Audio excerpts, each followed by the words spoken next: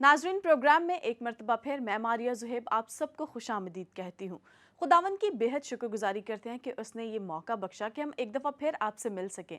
इसी के साथ साथ हम आपके भी नहायत शुक्रगुजार हैं कि आप हमारे प्रोग्राम्स को बहुत पसंद कर रहे हैं और गुज़िश्ता तमाम असबाक से आपने बहुत कुछ सीखा। मेरा ये ईमान है कि आज का सबक भी आपके लिए बाइस बरकत होगा और आपकी रूहानी ज़रूरतों को पूरा करने के लिए मददगार साबित होगा, क्योंकि खुदावंद यीशु मसीह के पास रुपए, पैसे और हमारे मुस्तकबिल से मुताल्लिक कहने को बहुत कुछ था जो हमारी सकाफत हमें सिखाने से कासिर है और हम गैर यकीनी सूरत हाल से दुचार हैं। तो शुरू करते हैं आज के सबक को, दावत देते हैं अपने उस्ताद को और मिलकर सीखते हैं आज का सबक बाउन्वान रूहानी इक़दार।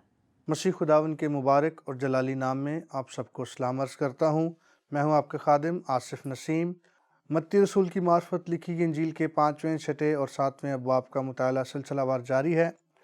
हम इस वक्त 6ठे बाब पर पहुँच चुके हैं और 6ठे बाब की इब्तदाई आयात का हम मुताला कर चुके हैं, जिसमें सर फहरिस्त मसीह खुदावन ने देने के ताल्लुक़ से तालीम दी, खैरात के मुतालिक सिखाया और फिर उसके बाद मसीह खुदावन ने दुआ के मुतालिक तालीम दी, अपने शागिर्दों को दुआ करना सिखाई, दुआ का एक अंदाज़, एक नमूना और एक पैटर्न बख्शा और फिर उसके बाद मसीह खुदावन ने रोज़े के मुतालिक तालीम दी और रोज़े के मुतालिक सिखाया।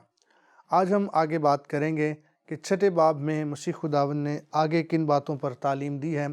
आज का जो हमारा प्रोग्राम है उसका उन्वान है रूहानी इक़दार, क्रिश्चियन वैल्यूज़, और हम 19वीं आयत से लेकर 6ठे बाब की 19वीं आयत से लेकर 34वीं आयत तक का आज के प्रोग्राम में हम मुताला करेंगे और चंद आयात लेंगे और उन पर हम बात करेंगे और इसी तरह से चंद आयात लेकर मज़ीद आगे हम बढ़ते चले जाएंगे। तो आइए हम आज की तलावत करते हैं। मत्ती रसूल की मार्फत लिखी गई इंजील मुक़द्दस, उसका 6ठा बाब और उसकी 19वीं, 20वीं और 21वीं आयत। 3 आयात में आपके लिए तलावत कर रहा हूँ। लिखा है, अपने वास्ते ज़मीन पर माल जमा ना करो, जहाँ कीड़ा और जंग ख़राब करता है और जहाँ चोर नक़ब लगाते और चुराते हैं, बल्कि अपने लिए आसमान पर माल जमा करो, जहाँ न कीड़ा ख़राब करता है, न जंग और ना वहाँ चोर नक़ब लगाते हैं और चुराते हैं, क्योंकि जहाँ तेरा माल है वहीं तेरा दिल भी लगा रहेगा। खुदा उनके कलाम के पढ़े सुने जाने पर उसकी बरकत हो। यहाँ पर मसीह खुदावंद हमें मसीही इक़दार, क्रिश्चियन वैल्यू के ताल्लुक़ से तालीम देते हैं और फिर ये सिलसिला मुसलसल आगे जारी है। लेकिन इन 3 आयात पर जब हम फोकस करते हैं, ध्यान करते हैं, तो पहली बात हमें ये सीखने को मिलती है कि मसीह खुदावंद मेरा और आपका ध्यान इस बात पर लगा रहे हैं कि हमारी इक़दार जो हैं वो ज़मीनी नहीं होनी चाहिए। ज़मीन पर मेरी और आपकी निगाह ना हो, ज़मीन की चीज़ों के अंदर मेरा और आपका दिल लगा हुआ ना हो, बल्कि हमारी इक़दार जो हैं उनकी बुनियाद आसमानी होनी चाहिए। तो ज़मीनी इक़दार से मुराद ये है कि ज़मीनी चीज़ें फ़ानी हैं, ज़मीनी चीज़ों को ज़वाल है, वो नातमाम हैं, वो गैर महफूज हैं, वो काबिल मज़म्मत हैं और वो काबिल तहक़ीर हैं। क्योंकि आगे हम पढ़ रहे हैं 21वीं आयत में, जहाँ तेरा माल है वहीं तेरा दिल भी लगा रहेगा। सवाल ये नहीं है कि माल कहाँ है, सवाल ये है कि दिल कहाँ है, और जहाँ माल है वहाँ दिल है। तो मसीही शागिर्द होने के नाते आज मेरे सामने और आपके सामने सवाल ये है कि मेरा और आपका दिल कहाँ है, हमारा दिल कहाँ लगा हुआ है, किस बात पर, किन चीज़ों पर मेरी और आपकी तवज्जो मरकूज़ है, किस चीज़ के पीछे मैं और आप गामज़न हैं या दौड़ रहे हैं। तो मसीह खुदावंद यहाँ पर मेरा और आपका ध्यान इस एतबार से इन बातों की तरफ लगाते हैं। अगर मैं और आप गुज़िश्ता कोई 5 सालों का मुवाज़ना करें अपनी ज़िंदगी का, तो हम अपनी ज़िंदगी के 5 साल का कैलेंडर अगर निकालें तो हम उसमें अपने आप को जांच सकते हैं, परख सकते हैं कि पिछले 5 सालों तक मैं और आप क्या करते रहे हैं, किस बात के पीछे हमारी तग्गो-दो जद्दोजहद रही है, किन बातों के पीछे हम दौड़ते रहे हैं और किस बात के पीछे मेरा और आपका ध्यान, फोकस, हमारी काबिलियत, हमारी तवानाई اور ہماری ساری جدوجہد رہی ہے۔ تو یہاں پر مسیح خداوند ہمیں یہ سکھا رہے ہیں کہ میری اور آپ کی جو تعلیم ہے، ہماری جو قابلیت ہے، ہماری جو توانائی ہے، اس کا محور کیا ہے، وہ کس کے گرد گھوم رہی ہے اور اس کا فوکس کیا ہے۔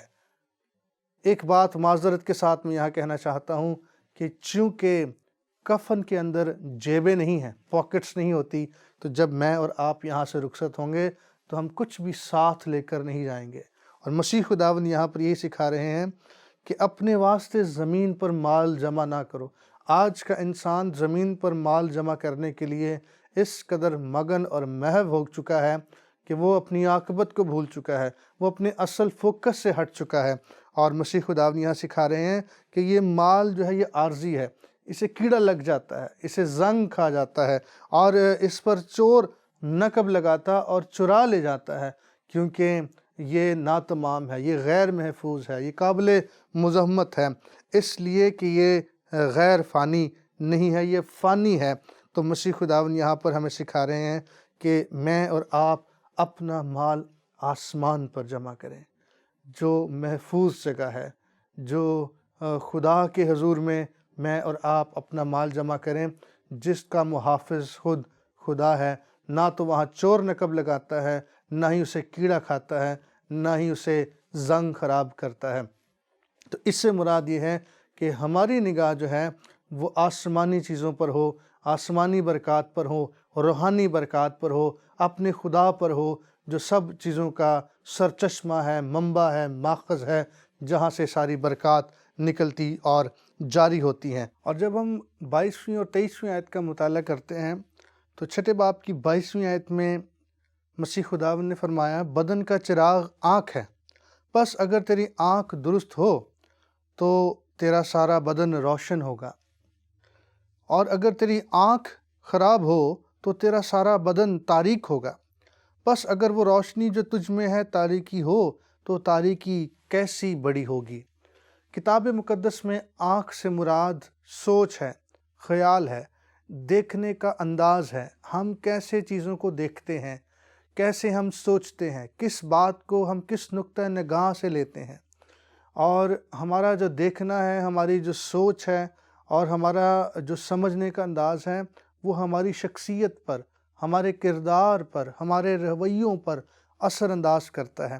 کوئی بھی شخص کسی بھی چیز کو دیکھ کر تو وہ کیا لیسن اس سے لیتا ہے، کیا سبق اس سے لیتا ہے، کیا سمجھتا ہے، کس انداز سے وہ اس کو لیتا ہے یا دیکھتا ہے، یہ بڑا اہم ہے۔ اور آنکھ سے مراد ہماری سوچ ہے، ہمارا سمجھنا ہے، ہمارا خیال ہے۔ تو ہمارا جو ذہن ہے وہ ہمارے سارے بدن پر اثر انداز ہوتا ہے۔ ہماری جو سوچ ہے وہ ہماری شخصیت پر، مکمل شخصیت پر، ہمارے رویوں پر اثر انداز ہوتی ہے۔ مثال کے طور پر پرانے عہد نامے سے اگر ہم ایک مثال لیں تو پیدائش کی کتاب میں سے ہم عیسیٰ اور یعقوب کی کہانی پڑھتے ہیں، اور 25ویں باب کی اگر 33ویں 34ویں آیت کا ہم مطالعہ کریں تو وہاں پر ہمیں ان دونوں بھائیوں کا ایک واقعہ ملتا ہے۔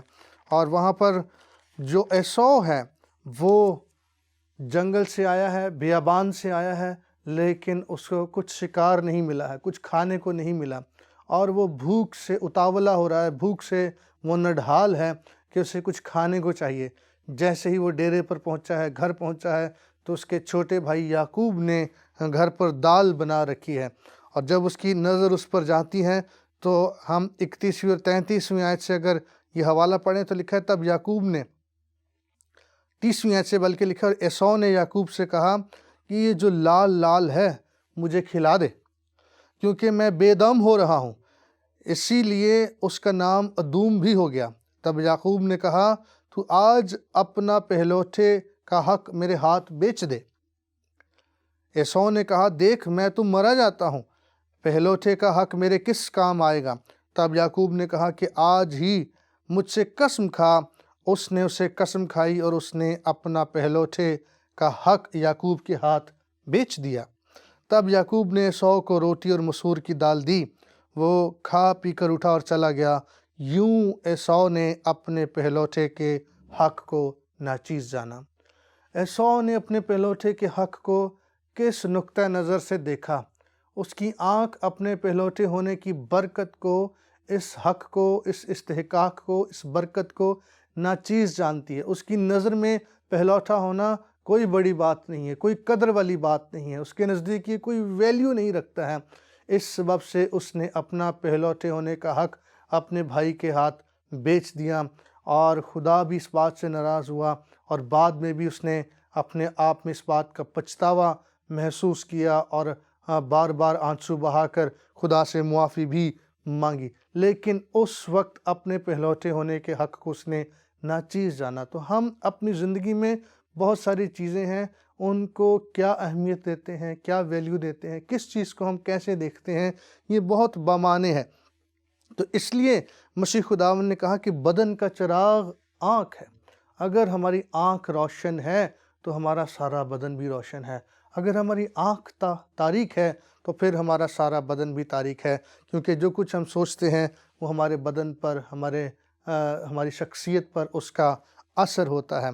और इसी बात को फिर आगे उन्होंने यूँ बयान किया 25वीं आयत में कि कोई आदमी दो मालिकों की खिदमत नहीं कर सकता, क्योंकि या तो एक से अदावत रखेगा और दूसरे से मोहब्बत, या एक से मिला रहेगा और दूसरे को नाचीज़ जानेगा। क्योंकि मसीह खुदावंद ने जब आगे तालीम दी 25वीं आयत में, तो फिर मसीह खुदावंद ने यही सिखाया कि तुम में से कोई भी शख्स दो मालिकों की खिदमत नहीं कर सकता। मत्ती रसूल की इंजील उसके 6 बाब की 24वीं आयत में लिखा है, कोई आदमी दो मालिकों की खिदमत नहीं कर सकता, क्योंकि या तो एक से अदावत रखेगा और दूसरे से मोहब्बत, या एक से मिला रहेगा और दूसरे को नाचीज़ जानेगा। तो हम अपनी ज़िंदगी में फ़ैसला करें कि हम किस की खिदमत करेंगे, किस की पैरवी करेंगे, कहाँ हम खड़े होंगे, किसके साथ हम खड़े होंगे, और के लिए हम अपनी खिदमत अंजाम देंगे। कोई शख्स दो मालिकों की खिदमत बैक वक्त नहीं कर सकता है। या तो वो एक से दावत रखेगा और दूसरे से मोहब्बत, या एक से मिला रहेगा और दूसरे को नाचीज़ जानेगा। तुम खुदा और दौलत दोनों की खिदमत नहीं कर सकते। इस बात को हम एलिया नबी की ज़िंदगी से भी सीखते हैं। जब अखीब के ज़माने में वहाँ पर काल पड़ गया और लोग जो है वो बाल की परस्तिश करने लगे, और वो खुदा को छोड़कर गैर मबूदों के पैरोकार हो गए, तब खुदा अपने खादम एलिया को खड़ा करता है, और एलिया नबी की मार्फत खुदा कलाम करता है। सलातीन की पहली किताब उसके 18वें बाब की अगर हम 20वीं आयत से इसका मुताला करें तो वहाँ पर लिखा है, सो अखीब ने सब बनी इसराइल को बुला भेजा और नबियों को कोहे किरमल पर इकट्ठा किया, और एलिया सब लोगों के नज़दीक आकर कहने लगा, तुम कब तक दो ख्यालों में डामाडोल रहोगे? अगर खुदावन ही खुदा है तो उसके पैरो हो जाओ, और अगर बाल है तो उसकी पैरवी करो। पर उन लोगों ने उससे एक हर्फ जवाब न दिया। तब एलिया ने उन लोगों से कहा, एक मैं ही अकेला खुदावन का नबी बच रहा हूँ, पर बाल के नबी 450 आदमी हैं। सो हम को 2 बैल दिए जाएं, और वो अपने लिए एक बैल को चुन लें और उसे टुकड़े टुकड़े का काट कर लकड़ियों पर धर दें और नीचे आग ना दें, और मैं दूसरा बैल तैयार करके उसे लकड़ियों पर धर दूंगा और नीचे आग नहीं दूंगा। तब तुम अपने देवता से दुआ करना और मैं खुदावंद से दुआ करूंगा, और वो खुदा जो आग से जवाब दे वही खुदा ठहरे। और सब लोग बोल उठे, खूब कहा। एलिया ने यहाँ पर लोगों को चैलेंज किया, बुलाया और कहा कि आज इस बात का फ़ैसला करो, कब तक तुम डामाडोल रहोगे, दो ख्यालात में रहोगे? अगर बाल ही खुदा है तो उसके पैरों हो जाओ, अगर खुदावन खुदा है तो आज तुम फ़ैसला करो और उसकी पैरवी करो। जो खुदा आग से जवाब देगा वही खुदा ठहरेगा। और ये बात उनके दरमियान तय पा गई। और फिर आगे चलकर जब हम इस वाक़े का मुताला करते हैं तो तब वो लोग पुकारते रहे, बाल को पुकारते रहे। दोपहर हो गई और एलिया उन्हें चिढ़ाने के लिए कहने लगा, शायद बाल किसी सफ़र पर गया है, शायद तुम्हारा देवता है सो गया है, शायद आराम फरमाता है, और ज़्यादा ऊंची आवाज़ में उसे पुकारो, लेकिन कोई जवाब ना था। और फिर जब एलिय्याह ने खुदावंद अपने खुदा के हुज़ूर पुकारा तो आग आसमान से नाज़िल हुई, और वो खुदा जो वाकई बरहक सच्चा सुनने वाला जवाब देने वाला खुदा है, जो कादिर खुदा है, जो हकीकी खुदा है, उसने अपने होने का, अपनी ज़ात का सबूत बख्शा। तो एलिय्याह जो है यहाँ पर इस बात के लिए लोगों को उभारता है जो अखय्यब की पैरवी में बाल की परस्तिश करने लग गए, और खुदा ने फिर अपने आप को, अपनी सदाकत को, अपनी सच्चाई को अपने खादम एलिय्याह के वसीले से ज़हर किया। तो इस सबब से आज मेरे सामने और आपके सामने शायद बाल देवता नहीं है। और इस ताल्लुक़ से याकूब का आम ख़त उसका पहला बाब उसकी 6, 7 और 8 आयत का अगर हम मुताला करें तो वहाँ पर याकूब रसूल फरमाते हैं, मगर ईमान से मांगे और कुछ शक ना करे, क्योंकि शक करने वाला समुंदर की लहर की मानंद होता है जो हवा से बहती और उछलती है। ऐसा आदमी ये ना समझे कि मुझे खुदावंद से कुछ मिलेगा। वो शख्स दो दिला है और अपनी सब बातों में बेकयाम है। तो इसका मतलब ये हुआ कि जो शख्स शक करता है वो दो दिला है और वो अपनी सब बातों में बेकयाम है। हमें एक फ़ैसला करने की ज़रूरत है, हमें एक जगह खड़े होने की ज़रूरत है, हमें एक मालिक का चुनाव करने की ज़रूरत है। एक दफ़ा एक माहिर नफ्सियात अपने लेक्चर में ये बता रहा था कि हमारे ज़हन में मंतक के कई किस्म के कंपार्टमेंट्स, पोर्शन होते हैं, और यहाँ कुछ ऐसे पोर्शन हैं जिसमें हम मुस्बत सोच रखते हैं और कुछ में हम मनफी ख़यालात रखते हैं। एक वक्त में हम ये कहते हैं कि खुदावंद मेरा चौपान है और मुझे कमी ना होगी, और दूसरे ही वक्त में जब हम पर परेशानी आती है, कोई बीमारी आती है, कोई मुश्किल आती है, हम किसी जगह तंगदस्ती का शिकार हो जाते हैं, तो फिर हम इस कलाम को भूल जाते हैं, हम खुदा को भूल जाते हैं, हम परेशानी का शिकार हो जाते हैं, हम फ़िक्रमंद हो जाते हैं, और हम अपने खुदा की कुदरत को, उसके वादों को, उसके कलाम को हम भूल जाते हैं, और फिर हम मनफी ख़यालात का शिकार हो जाते हैं और हम उनको फिर अपने ऊपर हावी होने देते हैं।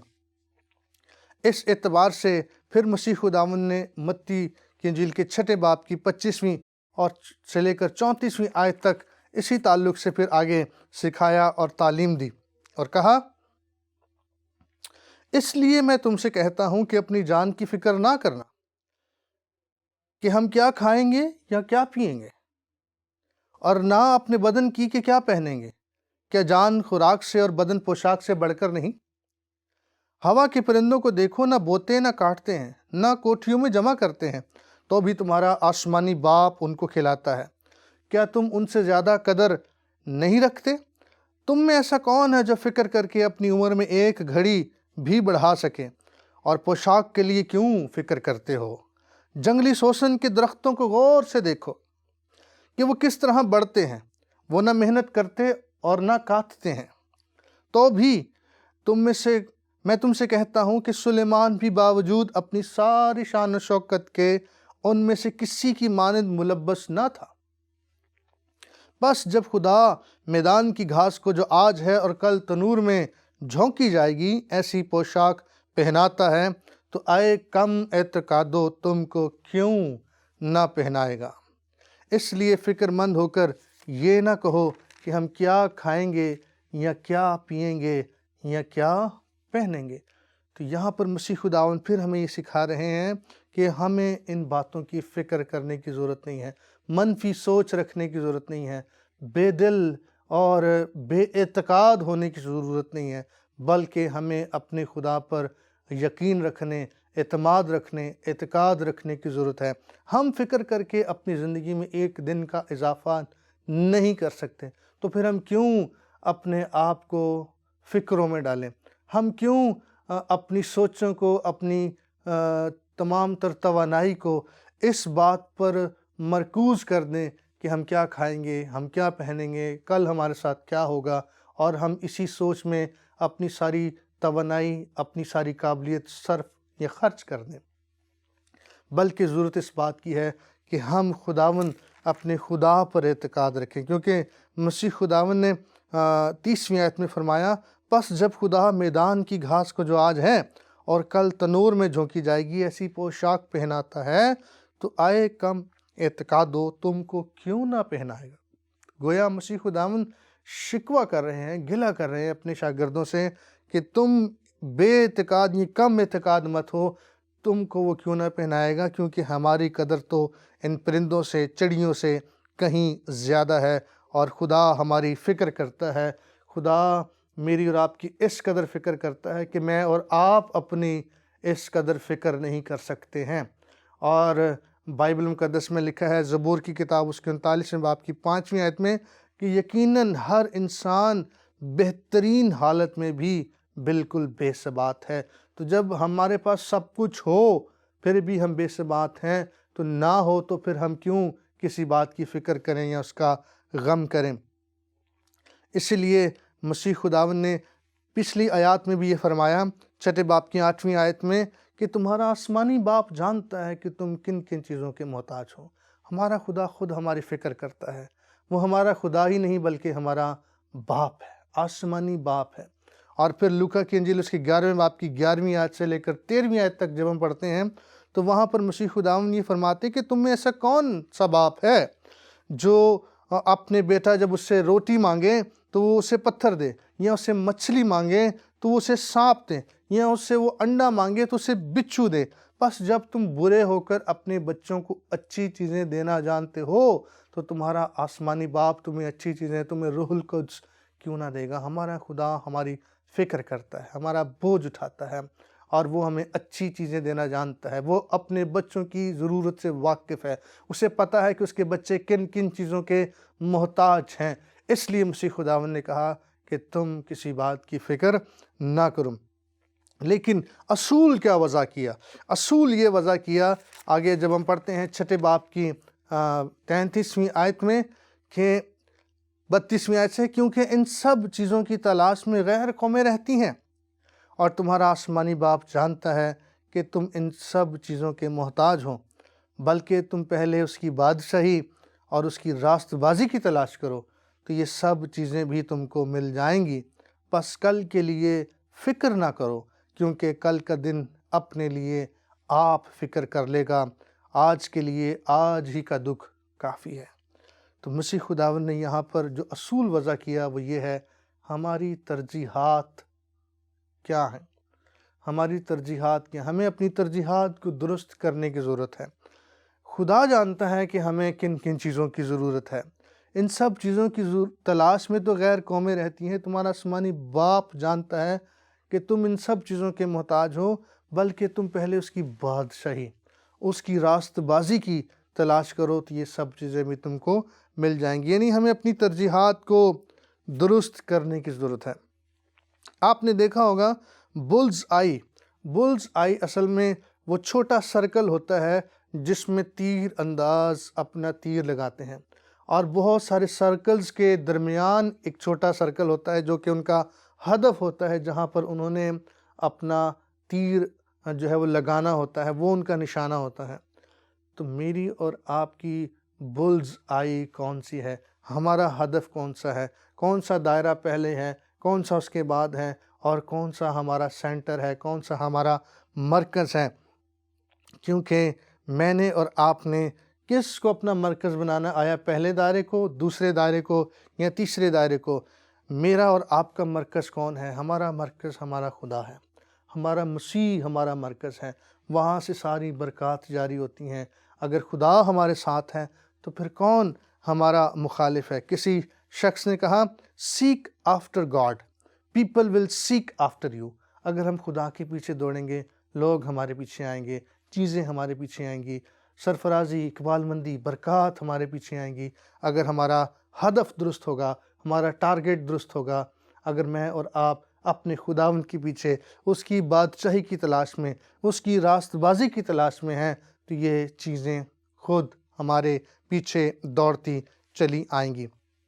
ایک دفعہ مسیح خداوند کے پاس ایک شخص آ گیا اور اس نے کہا، اے خداوند، میں کون سی نیکی کروں کہ ہمیشہ کی زندگی پاؤں، آسمان کی بادشاہت میں داخل ہوں؟ مسیح خداوند نے کہا کیا تو نے کلام میں نہیں پڑھا، شریعت میں نہیں پڑھا، خون نہ کرنا، زنا نہ کرنا، چوری نہ کرنا؟ اس نے کہا خداوند میں تو لڑکپن سے ان سب چیزوں پر عمل کرتا آیا ہوں۔ پھر مسیح خداوند نے اس پر نگاہ کی اور کہا تو ایسا کر، اپنا سارا مال اور اسباب بیچ دیں اور غریبوں میں بانٹ دے، تو آسمان پر تجھے خزانہ ملے گا، تو خدا کی بادشاہی میں داخل ہو جائے گا۔ لکھا ہے اور وہ غمگین ہو کر لوٹ گیا، کیونکہ وہ بڑا مالدار تھا۔ اس کے نزدیک اس کی ترجیح اس کا مال تھا، اس کا زمینی مال تھا، اس سے اس کی محبت تھی، اس کے ساتھ اس کا لگاؤ اور اس کا پیار تھا، وہ اس کا فوکس تھا، وہ اس کی بلز آئی تھی، اور اسے وہ چھوڑنا نہیں چاہتا تھا۔ اس لیے لکھا ہے غمگین ہو کر چلا گیا۔ آج میری اور آپ کی زندگی میں ترجیح کیا ہے؟ فوکس کیا ہے؟ ہم کہاں کھڑے ہیں؟ کس مالک کے پیچھے ہیں؟ کس کی پیروی ہم کر رہے ہیں؟ کن چیزوں کی فکر میں ہیں؟ کن چیزوں کی ہماری زندگی میں ترجیحات ہیں؟ آج ہماری زندگی میں مسیحی اقدار، مسیحی ویلیوز کیا ہیں؟ کون سی چیز پہلے ہے، کون سی بعد میں ہے؟ کیا میں نے اور آپ نے کبھی ان باتوں کا موازنہ کیا، ان کا مطالعہ کیا، ان پر غور کیا؟ آج کے لیسن میں ہمارے سامنے یہی چیلنج ہے کہ ہم دیکھیں کہ ہماری اقدار کیا ہیں، مسیحی اقدار کیا ہیں، ہماری ترجیحات کیا ہیں، ہمارا ہدف کیا ہے، اور ہمیں ان سب چیزوں کو آرڈر میں لانے کی ضرورت ہے، درست کرنے کی ضرورت ہے، تاکہ میں اور آپ خدا کے حضور مقبول ٹھہریں اور ہم خداوند سے شاباش حاصل کر سکیں، کیونکہ مسیح خداوند نے ہمیں یہ سکھایا کہ ہمیں اس پر اعتقاد کرنا ہے، ہم نے اس پر اپنی نگاہیں لگائی رکھنی ہیں، اور یہ سب چیزیں تو خود ہمیں ملتی چلی جائیں گی۔ سب سے پہلے ہم نے اس کی بادشاہی اور اس کی راست بازی کی تلاش کرنی ہے، تاکہ ہم اس کی نگاہ میں مقبول ٹھہریں، اور یہ باقی چیزیں خدا خود ہمیں وقت کے ساتھ ساتھ مہیا کرتا چلا جائے گا۔ میرا ایمان ہے کہ آج کے سارے پروگرام سے آپ نے ضرور برکت پائی ہے، اور ان ساری باتوں کو ہم ضرور غور کریں اور انہیں اپنی زندگی میں جگہ دیں۔ جیسے جیسے ہم خدا کے کلام کا مطالعہ کرتے ہیں، ہمارے زندگی میں اور زیادہ خدا کی پہچان، اس کے کلام کے عرفان پیدا ہوتا ہے، اور یوں ہم خدا ان میں گہرے ہوتے چلے جاتے ہیں۔ اس وقت میں آپ سے اجازت چاہتا ہوں۔ خدا حافظ۔ جی ناظرین، تو یقیناً آج کا سبق بھی آپ کے لیے باعث برکت ٹھہرا ہوگا۔ جانے سے پہلے میں آپ سے ایک سوال پوچھنا چاہتی ہوں۔ سوال یہ ہے کہ آپ کی ترجیحات کیا ہیں؟ آج کے سبق کو سیکھنے کے بعد آپ ہر صبح اپنی ترجیحات کا از سر نو جائزہ لیں گے اور کوشش کریں گے کہ آپ کی ترجیحات المسیح کی مرضی کے مطابق ہوں، اور آپ یوں ہی خداوند یسوع المسیح میں بڑھتے جائیں۔ ابھی ہمیں اجازت دیجیے، پھر آپ سے ملاقات ہوگی، تب تک کے لیے خدا حافظ۔ آج کے سبق کا سوال نمبر 1، یسوع المسیح کے ایک حقیقی شاگرد کو اپنا مال کہاں جمع کرنا چاہیے، اور اس کے کیا فوائد ہیں، اور یہ عمل کیسے ممکن ہے؟ سوال نمبر 2، ہماری اقدار اور المسیح کی اقدار میں کیا فرق ہے، اور ہم یہ کیسے جان سکتے ہیں؟ تفصیل سے بیان کریں۔ سوال نمبر 3، پہلا سلاطین اس کے 18 باب میں کس تجربے کی بابت بات کی گئی ہے؟ حوالہ میں دیے گئے نبی کا نام اور واقعہ کو اپنے الفاظ میں بیان کریں کہ آپ نے کیا سیکھا۔ سوال نمبر 4، پراگندہ ذہنیت سے کیا مراد ہے، اور آپ بطور المسیح کے شاگرد جو ایسی ذہنیت کا مالک ہو کس طرح سے مدد کر سکتے ہیں؟